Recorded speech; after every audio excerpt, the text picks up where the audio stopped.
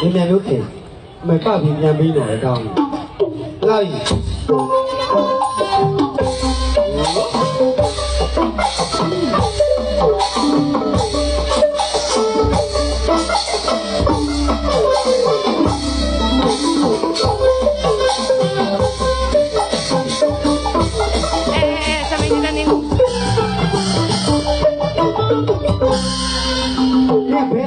ဘယ်လိုသူတောင်းရအောင်လဲဟာဟောပါလေဟုတ်ကောင်းပြီယူရခတာဂီရီတိုင်းရိုက်ကခတာဂီရီနဲ့မဲတီလာနဲ့တီလာနဲ့ဘာကြောင့်ဘာဖြစ်တာလဲဘယ်လိုလဲဒီလား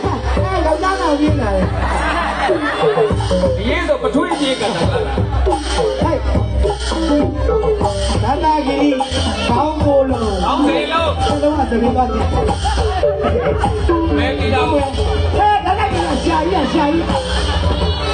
မဲတီလာစားဖို့ဝါမယ်ပေါ့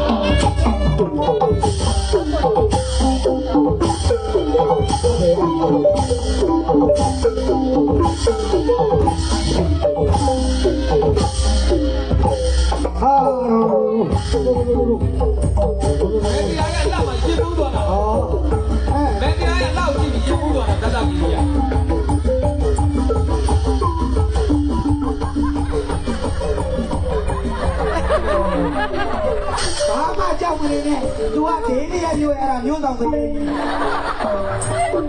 ဟာမရသတ္တဂီရီအဲ့ဒါတရေမမဲကုကိုဘေးပါဘူးစောင်းလာ